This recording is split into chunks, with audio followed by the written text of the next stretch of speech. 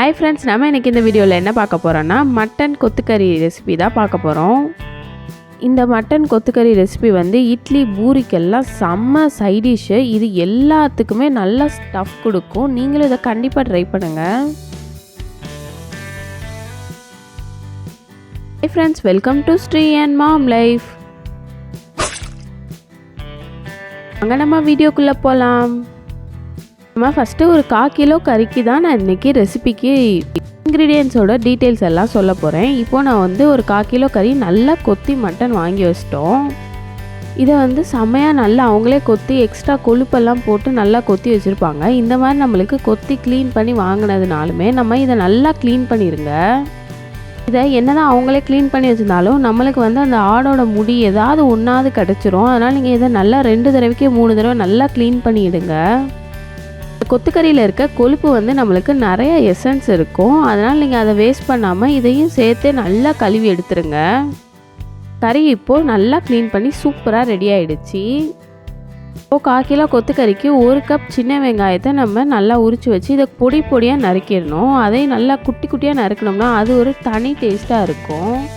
இப்போ நம்ம சமைக்க ஸ்டார்ட் பண்ணிடலாம். இதில் நீங்கள் கண்டிப்பாக நல்லெண்ணெய் தான் ஆட் பண்ணணும். இதுக்கே ஒரு 50 ml ஆச்சு நீங்கள் நல்லெண்ணெய் ஆட் பண்ணியே ஆகணும். அப்போ தான் அது வந்து ஒரு தனி டேஸ்ட்டாக சூப்பராக இருக்கும். நம்ம குட்டி குட்டியாக நறுக்கி வச்சுருந்தா சின்ன வெங்காயத்தை ஃபஸ்ட்டு ஆட் பண்ணிக்கணும். அதை நல்லா ஃப்ரை பண்ணிவிட்டு நெக்ஸ்ட்டு இதிலே வந்து நம்ம சின்ன வெங்காயத்தோடு நம்ம மட்டனையும் ஆட் பண்ணிக்கோங்க. சின்ன வெங்காயத்தை லைட்டாக நல்லா நம்ம ஆயிலில் நல்லா ஃப்ரை பண்ணிடணும். அதுக்காக கோல்டனிஷாக ஆகக்கூடாது. நல்லா ட்ரான்ஸ்பரண்ட்டாக ஆனாலே நம்மளுக்கு போதும். சின்ன வெங்காயத்தை ரொம்ப பொடி பொடியாக கட் பண்ணனால நல்லா கிளறி விட்டுக்கிட்டே இருங்க. இல்லைன்னா ஏதாவது ஒரு வெங்காயம் மட்டுமாவது கருக்கிடும். நீங்கள் நல்லா பார்த்து கிளறி விட்டுக்கிட்டே இருங்க. நம்மளுக்கு வெங்காயம் கருகிடுச்சுனாலும் அது ஒரு டேஸ்ட் வந்து நம்மளுக்கு நல்லா இருக்காது. ஸோ நீங்கள் பார்த்து கிளறி விட்டுக்கிட்டே இருங்க நல்லா. நெக்ஸ்ட்டு நம்ம க்ளீன் பண்ணி வச்சுருக்க மட்டன் ஆட் பண்ணிக்கணும். மட்டன் மட்டும் சும்மாவே ஆட் பண்ணுங்கள். இதில் தண்ணி எதுவுமே ஆட் பண்ணவே தேவையில்லை. அதுவாகவே நம்மளுக்கு அந்த மட்டன்லேருந்து நம்மளுக்கு தண்ணி வந்துடும். நம்மளுக்கு நல்லா தண்ணி விட்டு அதாவே வரும். ஸோ நீங்கள் மட்டனுக்கு வந்து கண்டிப்பாக தண்ணியாக ஆட் பண்ணாதீங்க. அதுவாகவே வர வெயிட் பண்ணுங்கள். ஏன்னா நல்லா கிளறி விட்டுருங்க. இல்லைன்னா மட்டன் வந்து நல்லா அடி பிடிச்சிடாம அதையும் பார்த்துட்டு நல்லா அடி பிடிக்காமல் பார்த்து கிளறிக்கிட்டே இருங்க. நம்ம வந்து மட்டன்லேருந்து கையை எடுக்காமல் அதுவே கிளறிட்டே இருக்கும் போதே நம்மளுக்கே நல்லா டிஃப்ரென்ஸ் தெரியும் மட்டன்லேருந்து தண்ணி வர மாதிரி. ஏன்னா இப்படி நம்ம கண்டினியூவாக வதக்கும் போதே அதோட பச்சை வாசனை நம்மளுக்கு நல்லா போயிடும். அப்படியே கொஞ்சம் கொஞ்சமாக நம்மளுக்கு வந்து நல்லா தண்ணி விடுறது பார்த்தாலே நல்லா தெரியும். இந்த வீடியோவில் 2x ஸ்பீடு வந்து யூஸ் பண்ணனால எனக்கு டக்குன்னு தண்ணி வர மாதிரி தெரியும். ஆனால் உங்களுக்கு கொஞ்சம் லேட்டாக தான் வரும். ஒரு 5 to 10 minutes கிட்டேயாவது ஆக தான் செய்யும் இந்த மாதிரி இது பண்ணும்போது. நெக்ஸ்ட்டு இதில் நம்ம ஒரு 1/2 teaspoon வந்து மஞ்சத்தூள் ஆட் பண்ணி நல்லா கிளறி விட்டுறோம். மஞ்சத்தூள் ஆட் பண்ணி எல்லாத்துலேயும் கிளறி விட்டுட்டு நெக்ஸ்ட் நம்ம இதே இதில் சால்ட் ஆட் பண்ணிக்க போகிறோம். கல்லுப்பு ஆட் பண்ணிக்கோங்க. அது வந்து நல்லா 1 ஸ்பூன் ஆட் பண்ணிக்கோங்க கல்லுப்பு. நெக்ஸ்ட்டு நம்ம இதெல்லாம் ஆட் பண்ண பிறகு வெறும் 250 ml of water, normal plain வாட்டரை மட்டும் ஊற்றி நம்ம இதை நல்லா வேக வச்சு எடுக்க போகிறோம். இது நல்லா குக்காகி எடுத்த பிறகு தான் நம்ம நெக்ஸ்ட்டு வந்து நம்ம மசாலாலாம் அரைச்சி ஊற்றி நெக்ஸ்ட்டு தான் நம்ம சால்னா வைக்கவே முடியும். நம்ம மட்டன் குக் பண்ணுறதுக்கு ஒரு 15 minutes வெயிட் பண்ணணும். நம்ம விசில் போட்டு நல்லா ஸ்ட்ரீம் வந்த பிறகு விசில் போட்டுட்டு 15 minutes கிட்ட பார்ப்போம். அதுக்குள்ளே நம்ம வந்து மசாலாலாம் ரெடி பண்ணி வச்சிடலாம். இதில் வந்து நம்மளுக்கு தேங்காய், முந்திரி பருப்பு ஆட் பண்ணிக்கோங்க. நெக்ஸ்ட்டு நம்ம வந்து இதில் பெருஞ்சீரகம் ஆட் பண்ணிக்கிறோம். பெருஞ்சீரகம் இதில் கண்டிப்பாக ஆட் பண்ணுங்கள். அதுதான் நம்மளுக்கு ஜீரண சக்தி கொடுக்கும். நெக்ஸ்ட்டு நம்ம 1 ஸ்பூன் சீரகம், 1 ஸ்பூன் மல்லித்தூள் ஆட் பண்ணிக்கோங்க. இஞ்சி பூண்டு ஆட் பண்ணிக்கோங்க. இதெல்லாம் ஃப்ரெஷ்ஷாக ஆட் பண்ணோம்னா அது ஒரு தனி டேஸ்ட்டாக இருக்கும். நெக்ஸ்ட்டு நம்ம பட்டை, கிராம்பு, ஏலக்காய், பிரியாணி இலை ஒரே ஒரு பீஸ் மட்டும் ஆட் பண்ணிக்கோங்க. இப்போ இதை எல்லாத்தையும் நம்ம ஃபைன் பேஸ்ட்டாக அரைச்சி எடுத்துக்கிறோம். வந்து நம்ம ரொம்ப மசாலா ஆட் பண்ண போகிறோம். லைட்டான மசாலா தான் வைக்க போகிறோம். இது வந்து நல்லா பிரட்டின மாதிரி இருக்கிற மாதிரி தான் நான் இன்றைக்கி வைக்க போகிறேன். அரைச்சி ரெடி பண்ணி வைக்கும் போது நம்மளோட மட்டன் சூப்பராக வெந்து ரெடி ஆகிடுச்சு. நம்ம வச்ச பர்ஃபெக்டாக தண்ணி வந்து எக்ஸ்ட்ரா கூட இல்லாமல் சூப்பராக வெந்திருக்கு. நம்ம ரொம்ப தண்ணி ஊற்றி வச்சோம்னா நெக்ஸ்ட் அதை வேறு வச்சு நம்ம வந்து தண்ணியெல்லாம் வற்ற விடணும். நம்ம கரெக்டான அளவு ஊற்றி வச்சிட்டோம்னா நம்மளுக்கு பர்ஃபெக்டாக வெந்திருக்கும். கீழே கூட அடி பிடிக்காமல் பர்ஃபெக்டாக வெந்திருக்கு.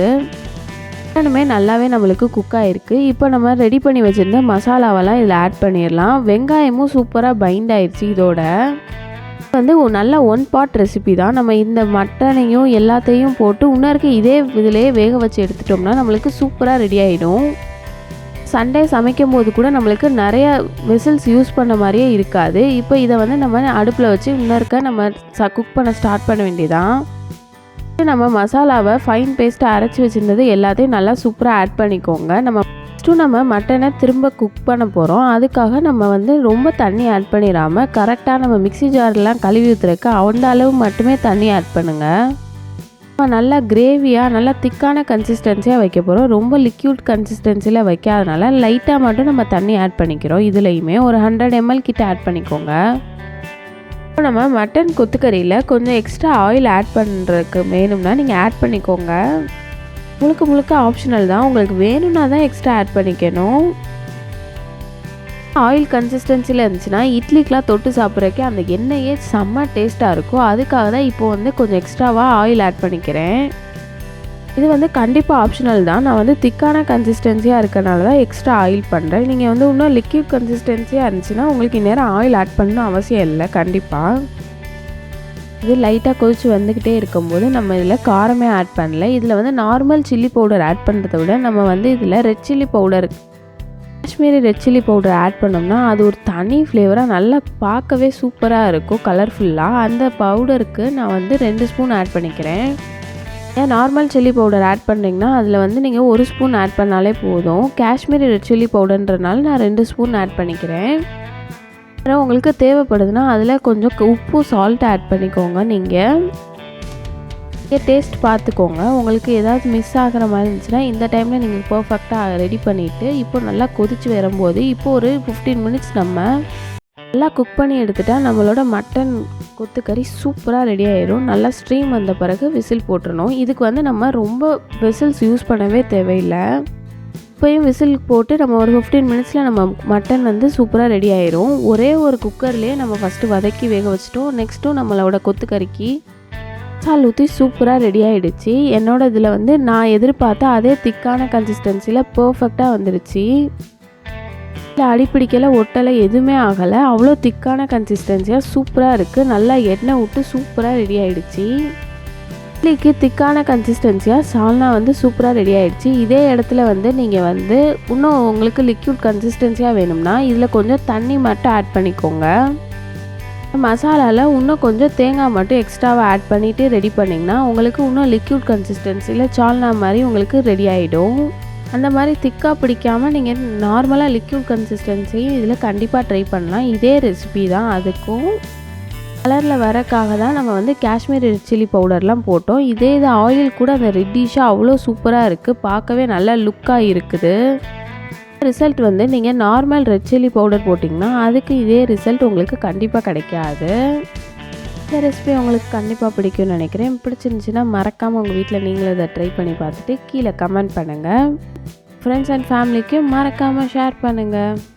கொத்துக்கறி ரெசிபி கண்டிப்பாக வந்து இட்லிக்கும் பூரிக்கும் செம்ம காம்பினேஷனாக இருக்கும். எல்லாத்துக்குமே இது வந்து செம்மையாக டஃப் கொடுக்கும்.